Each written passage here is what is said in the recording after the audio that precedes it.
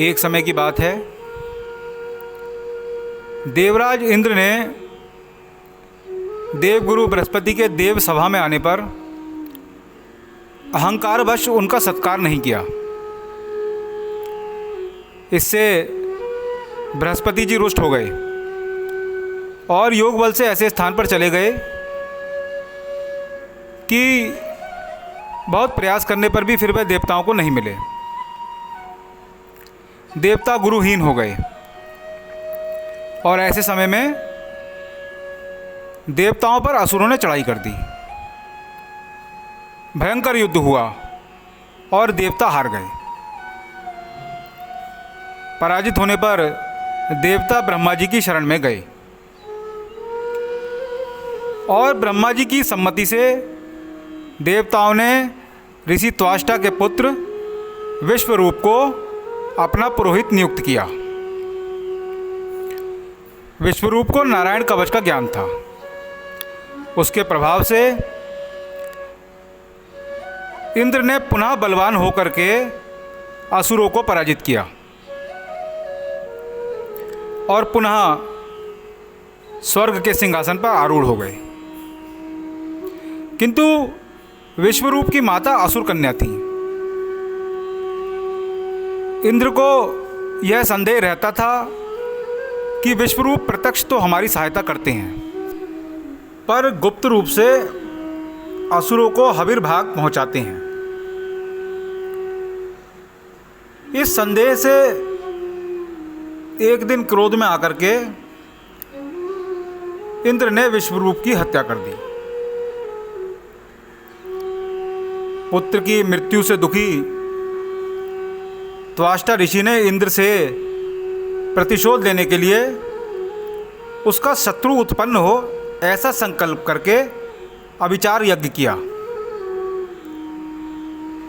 उस यज्ञ से अत्यंत भयंकर वृत्रासुर नामक असुर का जन्म हुआ। यह वृत्रासुर पूर्व जन्म में भगवान के अनंत स्वरूप का परम भक्त चित्रकेतु नामक राजा था। माता पार्वती जी के शाप से उसे यह असुर देह मिला था। असुर होने पर भी पूर्व जन्म के पुण्य के कारण वृत्रासुर की भगवान के भजन में रुचि थी और 60,000 वर्ष कठोर तप करके वृत्रासुर ने अमोघ शक्ति प्राप्त की। वह तीनों लोगों को जीतकर उनके ऐश्वर्य का उपभोग करने लगा। वृत्रासुर असुर था, उसका शरीर भी असुर जैसा ही विशाल था, किंतु उसका हृदय भगवतमय और निष्पाप था। उसमें वैराग्य था और भगवान की निर्मल निष्काम प्रेम रूपा भक्ति थी। भोगों की नश्वरता को वह जानता था। एक बार युद्ध में संयोगवश वह देवताओं से हार गया। तब असुरों के गुरु शुक्राचार्य उसके पास आए। उस समय शुक्राचार्य को यह देख करके आश्चर्य हुआ कि वृत्रासुर के मुख पर राज्यविहीन होने की कोई चिंता नहीं थी और पराजय का कोई खेद भी नहीं था। उन्होंने इसका कारण पूछा। तब उस महान असुर ने कहा, भगवान सत्य और तप के प्रभाव से मैं जीवों की जन्म मृत्यु तथा सुख दुख के रहस्य को जान गया हूँ। इससे मुझे किसी भी अवस्था में हर्ष या शोक नहीं होता। जीव अपने कर्मों के अनुसार पुण्य का फल भोगने के लिए स्वर्ग और पाप का फल भोगने के लिए नरक को जाता है और वहाँ के फल भोग से बचे कर्मों के परिणाम स्वरूप उसे मनुष्य, पशु, पक्षी आदि योनियों में जन्म लेना पड़ता है और मरकर फिर वह इसी प्रकार स्वर्ग नरक आदि में जाता है। भगवान ने मुझ पर कृपा करके मुझे अपने तत्व का ज्ञान करा दिया है। इससे जीवों के आवागमन तथा भोगों के मिलने न मिलने से मुझ में कोई विकार नहीं होता। मैंने घोर तप करके ऐश्वर्य पाया और फिर अपने कर्मों से ही उसका नाश कर दिया। मुझे उस ऐश्वर्य के जाने का तनिक भी शोक नहीं है। इंद्र से युद्ध करते समय मैंने अपने स्वामी श्री हरि के दर्शन किए थे। भगवान की कृपा से और पहले किए गए तप के अवशिष्ट पुण्य प्रभाव से मेरी बुद्धि अभी शुद्ध है। इसलिए है गुरुदेव, मैं आपसे और कोई इच्छा ना करके यही प्रार्थना करता हूँ कि किस कर्म से और किस प्रकार की भक्ति से मुझे भगवान की प्राप्ति हो, आप इसका मुझे उपदेश कीजिए। शुक्राचार्य ने धृतराष्ट्र की भगवत भक्ति की प्रशंसा की और भगवान के प्रति उनके भाव को नमस्कार किया। उसी समय सनकादि कुमार वहां घूमते हुए आ पहुंचे। शुक्राचार्य तथा धृतराष्ट्र ने उनका आदर पूर्वक सत्कार किया और फिर शुक्राचार्य के पूछे जाने पर सनत कुमार जी ने कहा कि जो भगवान संपूर्ण विश्व में स्थित हैं, जो सृष्टि का पालन तथा संहार के परम कारण है, वह श्री नारायण शास्त्र ज्ञान, उग्र तप और यज्ञ के द्वारा नहीं मिलते। मन सहित सब इंद्रियों को सांसारिक विषयों से हटाकर उनमें लगाने से ही वे प्राप्त होते हैं। जो दृढ़ विश्वास के साथ निष्काम भाव पूर्वक भगवान को प्रसन्न करने के लिए कर्तव्य कर्म करते हैं और शाम दाम आदि साधनों को करके चित्त शुद्धि प्राप्त कर लेते हैं, वे ही इस आवागमन के चक्कर से छूटते हैं। जैसे बार बार तपने पर सोना शुद्ध होता है, वैसे ही अनेक जन्मों तक प्रयत्न करते रहने से जीव भी शुद्ध हो जाता है। जिस प्रकार थोड़ी सी सुगंधी से सरसों का तेल अपनी गंध नहीं छोड़ता, वैसे ही थोड़े से यत्नों से चित्त का मैल भी नहीं मिटता। शरीर के मैल के समान हृदय का मैल भी साधनों से ही दूर होता है।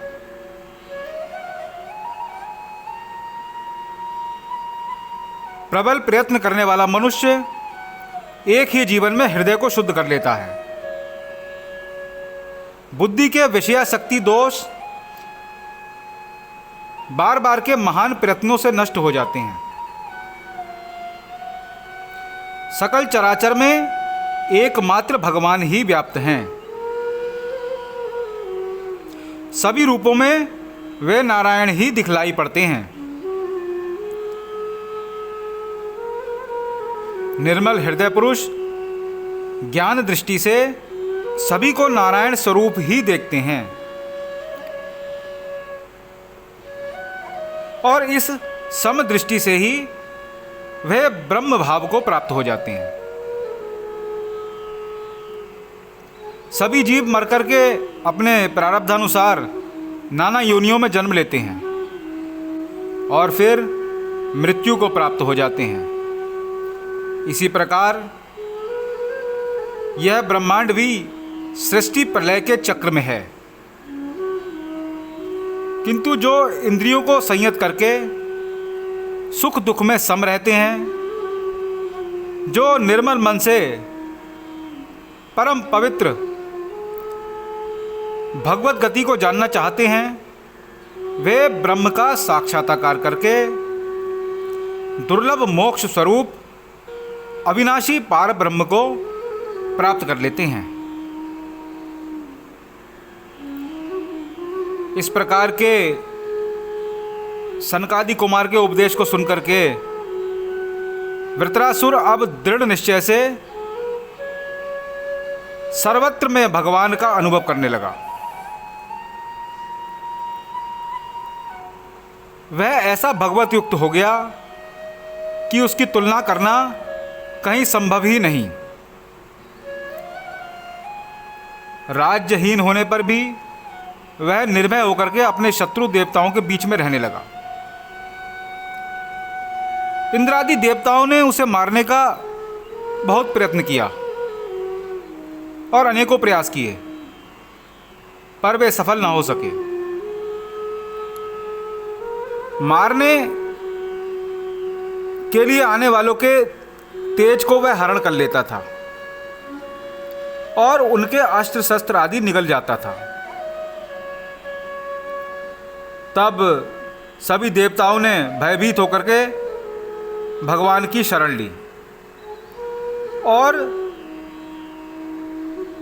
अनेकों प्रकार से भगवान की ज्ञानमयी स्तुति की। भगवान ने प्रसन्न होकर के प्रकट होकर कहा, देवताओं मैं तुम पर प्रसन्न हूं और मेरे प्रसन्न होने पर जीव के लिए फिर कुछ भी दुर्लभ नहीं है। किंतु जिनकी बुद्धि अनन्य भाव से मुझ में लगी है और जो मेरे तत्व को जानते हैं, वे मुझे छोड़ करके और अन्य किसी भी साधन की इच्छा नहीं रखते। इसके विपरीत विषयों को ही यथार्थ मानने वाला पुरुष विषयों की ही इच्छा करता है, क्योंकि वह अपने वास्तविक कल्याण को नहीं जानता। ऐसे विषयों की इच्छा करने वाले प्राणी को यदि कोई विषय ही देता है तो वह भी अज्ञानी ही कहा जाएगा।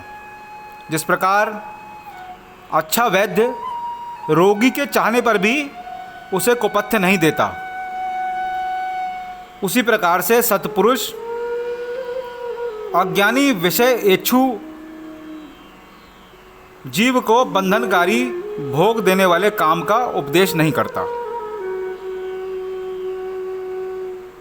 भगवान के इस उपदेश का तात्पर्य स्पष्ट है कि बहुत ज्ञानमयी स्तुति करने के बाद भी देवता वृत्रासुर का वध चाहते थे।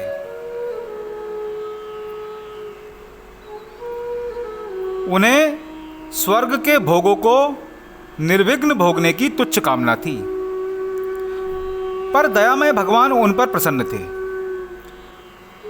और फिर वे देवगण भगवान को सर्वदा पाने के लिए प्रार्थना नहीं कर रहे थे। किंतु देवताओं को कुछ बोलते ना देख अपार कृपा सिंधु प्रभु ने देख लिया कि यह सभी विषयाभिलाषी ही हैं। प्रभु को अपने परम भक्त वृत्रासुर को असुर शरीर से मुक्त करके अपने पास बुलाना भी था। अतः उन्होंने इंद्र से कहा कि इंद्र, तुम महर्षि दधीचि के पास जाकर के उनसे उनकी देह का दान मांग लो। वे महात्मा हैं, तुम्हें अवश्य ही अपनी देह का दान कर देंगे और उनकी अस्थियों से बने वज्र के द्वारा तुम असुरराज वृत्रासुर को मार सकोगे। फिर इंद्र महर्षि दधीचि के पास गए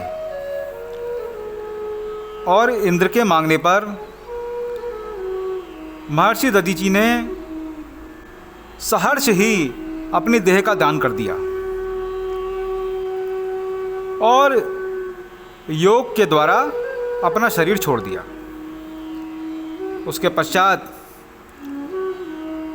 विश्वकर्मा जी ने उनकी अस्थियों से वज्र का निर्माण किया और उस वज्र को लेकर के ऐरावत हाथी पर सवार हो और बड़ी भारी सेना के साथ इंद्र ने वृत्रासुर पर आक्रमण कर दिया।